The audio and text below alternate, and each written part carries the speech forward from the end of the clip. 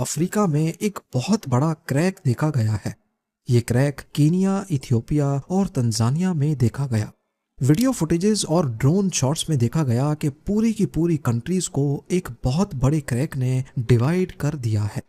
اس crack نے نہ road دیکھے، نہ فصلیں، نہ گھر دیکھے، نہ شہر۔ اس کے کچھ حصے 10 میٹر تک چوڑے ہیں اور کچھ 2 ملی میٹر جتنے پتلے۔ کہیں پر لوگوں نے اس کو مٹی سے بھرنا شروع کر دیا تو کہیں پر اس کے اوپر ٹیمپرری برج بنائے جانے لگے۔ لوگوں کا خیال تھا کہ شاید نرم مٹی کسی وجہ سے بیٹھ گئی ہے۔ ناظرین، افریقن کانٹیننٹ کا نام سنتے ہی ہمارے ذہن میں آتا ہے کہ یہ سب سے گرم کانٹیننٹ ہوگا، لیکن ایسا نہیں ہے۔ افریقہ کی لوکیشن ارتھ کے ٹھیک سینٹر میں آتی ہے، یعنی پرائم میریڈین اور ایکویٹر کی لائنز جہاں آپس میں ملتی ہیں، ٹھیک اسی جگہ پر افریقن کانٹیننٹ موجود ہے۔ اب کیونکہ ایکویٹر سورج سے زیادہ قریب ہے، اسی وجہ سے افریقہ سب سے گرم ترین کانٹیننٹ ہے۔ لیکن اگر ہائیسٹ ٹیمپریچر کی بات کی جائے تو وہ USA میں ریکارڈ کیا گیا تھا۔ افریقہ گرم ترین کانٹیننٹ ہے، لیکن اس کا مطلب یہ نہیں کہ افریقہ میں سردی نہیں پڑتی۔ یہاں عفران کے مقام پر -23 ڈگری سیلسیس ریکارڈ کیا جا چکا ہے۔ بات کی جائے رنگوں کی تو افریقن کانٹیننٹ یہاں بھی انوکھا منظر پیش کرتا ہے۔ نہ صرف رنگ بلکہ ہر معاملے میں افریقہ ایک طرف کافی ایکسٹریم ہے تو وہیں اس کا ہلکا مزاج بھی موجود ہے۔ مثال کے طور پہ دنیا کے 10 سب سے غریب ملک بھی افریقہ میں ہی موجود ہیں، اور انہی کی وجہ سے افریقہ دنیا کا غریب ترین کانٹیننٹ کہلایا جاتا ہے۔ لیکن وہ افریقہ ہی ہے جہاں دنیا کے سب سے زیادہ قیمتی منرلز پائے جاتے ہیں۔ وہی افریقہ جو دنیا کا غریب ترین کانٹیننٹ ہے، یہاں پر گیبون کے کیپٹل لبریویل کو ایئر 2000 میں دنیا کا سب سے مہنگا ترین شہر ڈکلیئر کیا گیا تھا، پیرس، نیو یارک اور سنگاپور سے بھی مہنگا۔ یہ سب سننے کے بعد کافی عجیب سا لگتا ہے، لیکن افریقہ میں صومالیہ کا کیپٹل موگادیشو دنیا کا سب سے خطرناک شہر مانا جاتا ہے۔ افریقہ کی ٹوٹل پاپولیشن 1.5 ارب ہے، لیکن بدقسمتی سے یہاں کی 40% آبادی الٹریٹ ہے، یعنی نہ ان کو پڑھنا آتا ہے نہ ہی لکھنا۔ پر دوسری سائیڈ پہ دنیا کی سب سے پرانی یونیورسٹی بھی ویسٹ افریقہ میں ہی پائی جاتی ہے۔ مالی کے شہر ٹمبکٹو میں موجود یہ یونیورسٹی 800-900 سال پہلے بنی تھی، اور اپنے عروج پر اس میں 25,000 اسٹوڈنٹس پڑھتے تھے، جبکہ اس وقت یہاں کی ٹوٹل پاپولیشن ہی 1 لاکھ تھی۔ حیرانی کی بات ہے کہ دنیا میں سب سے زیادہ ٹوئن برتھ ریٹ بھی افریقہ میں ہی پایا جاتا ہے۔ یہاں 1000 میں سے 50 برتھس ٹوئن بیبیز کی ہوتی ہیں۔ یہ انٹرنیشنل ٹوئن برتھ ریشو سے کئی زیادہ ہے، لیکن ابھی تک سائنس اس بات سے لا علم ہے کہ افریقہ میں ہی ایسا کیوں ہوتا ہے۔ دوسری طرف یہاں پیدا ہونے والے ہر 14 میں سے 1 بچہ پیدا ہونے کے بعد گھر پہنچنے سے پہلے ہی مر جاتا ہے۔ چائلڈ مورٹیلٹی کا یہ ریشو بھی دنیا میں سب سے زیادہ افریقہ میں ہی پایا جاتا ہے۔ ایسٹ افریقہ میں کینیا اپنے رنرز کی وجہ سے خاصا مشہور ہے۔ 2010 میں کینیا کے رنرز نے 156 میں سے 126 انٹرنیشنل میراتھنز جیتے تھے۔ ان میں سے زیادہ تر چیمپئنز کلنجی نامی قبیلے سے تعلق رکھتے ہیں، پر سائنٹسٹ ابھی تک اس راز سے پردہ اٹھانے کی کوشش کر رہے ہیں کہ آخر اس قبیلے میں ایسی کون سی خاص بات ہے۔ دنیا کی سب سے جلدی ختم ہونے والی جنگ بھی افریقہ میں ہی لڑی گئی تھی، صرف 38 منٹس کی جنگ۔ 27 اگست 1896 کو یہ جنگ زنزیبار اور گریٹ برٹین کے درمیان لڑی گئی تھی۔ ہوا کچھ یوں تھا کہ 25 اگست 1896 کو زنزیبار کے سلطان حماد بن تھوئینی کی اچانک موت ہو گئی۔ ان کو ان کے ہی کزن خالد بن برگش نے زہر دے کر مارا اور زنزیبار کا نیا سلطان بن کر بیٹھ گیا۔ اس نئے سلطان کو جرمنی کی سپورٹ حاصل تھی، جبکہ برٹشرز چاہتے تھے کہ ان کی پسند کا نیا سلطان بنے۔ لہٰذا برٹش ملٹری نے نئے سلطان کو الٹیمیٹم دیا کہ وہ زنزیبار کے تخت کو صبح 9 بجے تک خالی کر دے۔ خالد بن برگش نے گریٹ برٹین کا حکم ماننے سے انکار کیا اور اپنے 2800 فوجی آئی لینڈ پر اپنے محل کے باہر کھڑے کر دیے۔ صبح 9 بجے جب الٹیمیٹم ختم ہوا تو برٹش رائل نیوی کی شپس نے آؤ دیکھا نتاؤ سلطان کے محل پہ گولوں کی بارش کر دی، اور 9:37 پہ محل کا جھنڈا اکھاڑ دیا۔ 38 منٹوں تک چلنے والی اس جنگ میں جہاں سلطان کے 2800 میں سے 500 فوجی مارے گئے، وہیں برٹش نیوی کا صرف ایک سیلر زخمی ہوا تھا۔ افریقہ کی بات ہو اور ایجپٹ کے پیرامڈز کی نہ ہو، ایسا کیسے ممکن ہے؟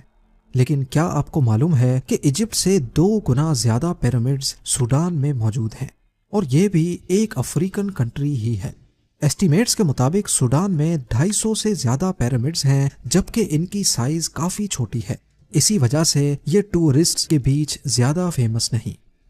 اتنا سب کچھ افریقہ میں ہو رہا ہے تو ظاہر ہے یہ کافی بڑا بھی ہوگا، پر یہ کیا ورلڈ میپ پہ یہ اتنا چھوٹا کیوں دکھ رہا ہے؟ اس ورلڈ میپ پہ افریقن کانٹیننٹ کو دیکھیں اور پھر یو ایس اے کے اس کانٹیننٹ کو دیکھیں۔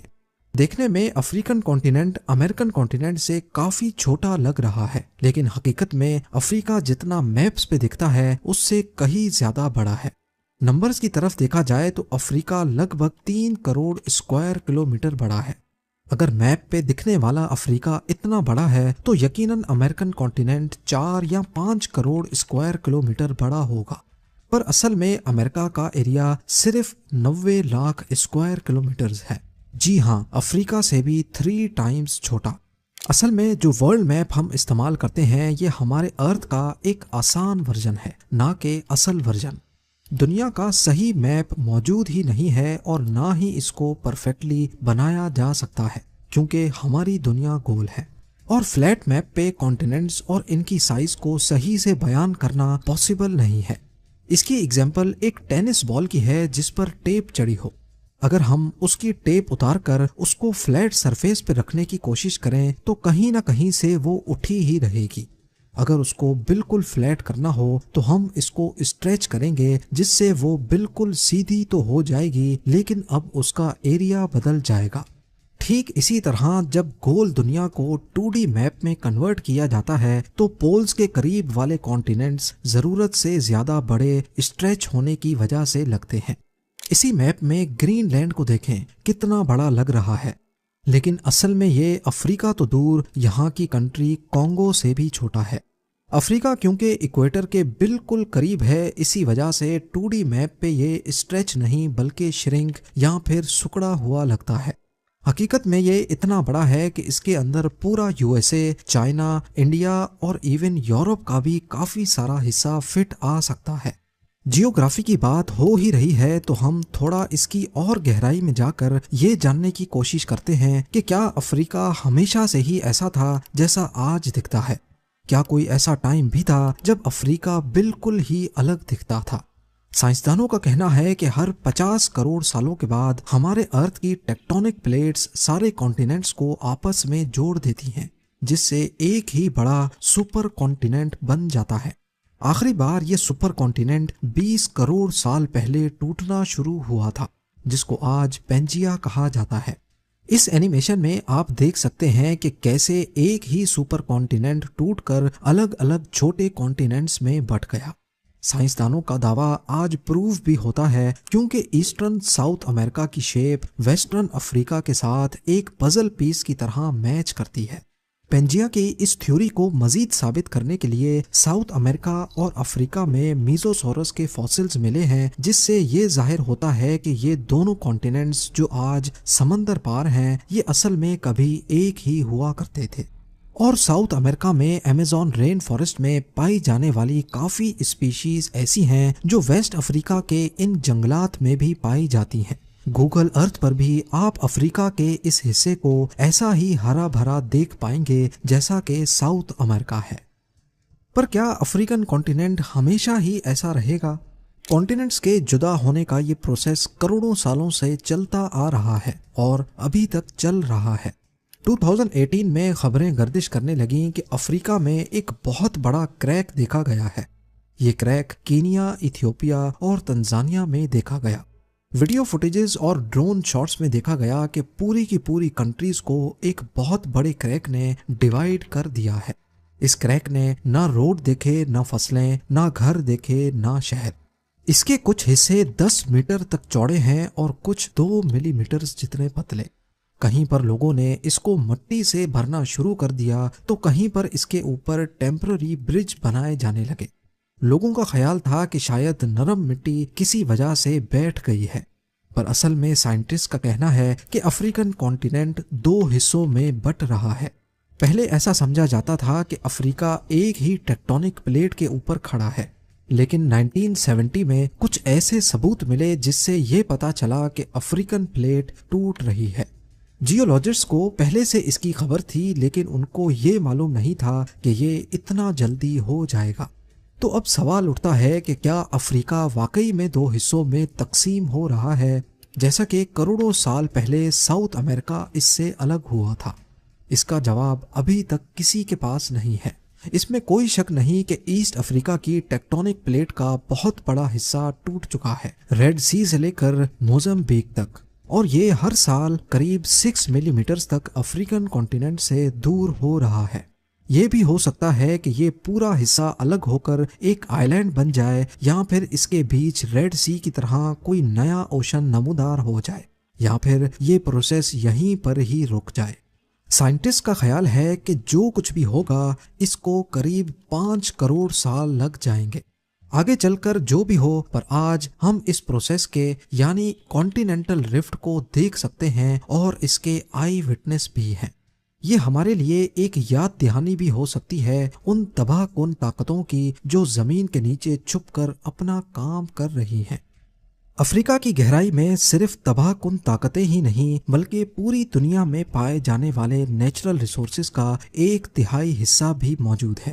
یہاں تک کہ دنیا میں جب بھی کسی نایاب منرل کی تلاش کرنی ہو تو سائنٹسٹ سب سے پہلے افریقہ کی زمین کو چنتے ہیں، کیونکہ ان کو پکا یقین ہوتا ہے کہ یہ کہیں اور ملے نہ ملے افریقہ میں ضرور ملے گا۔ مثال کے طور پہ کولمبائٹ ٹینٹلائٹ ایک ایسا میٹل ہے جو آج کل الیکٹرونکس کو بنانے میں کام آتا ہے۔ اس کو اکثر کالٹن بھی کہا جاتا ہے۔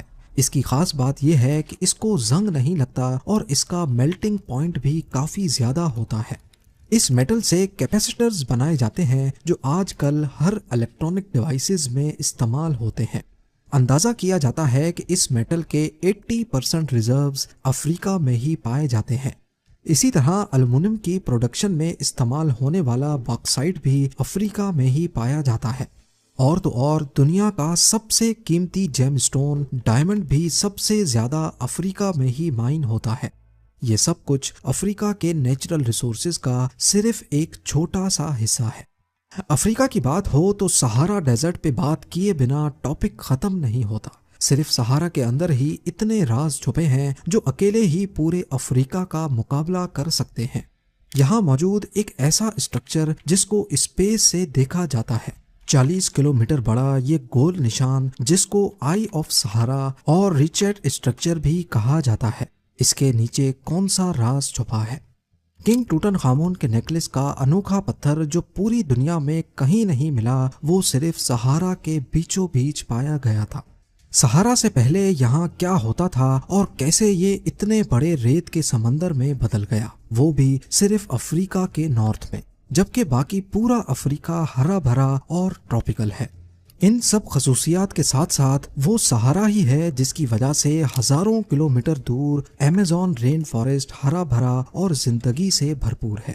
لیکن آخر کیسے؟ یہ سب اور بہت کچھ آپ جان سکیں گے سیکرٹس آف افریقہ کے نیکسٹ ایپیسوڈ میں۔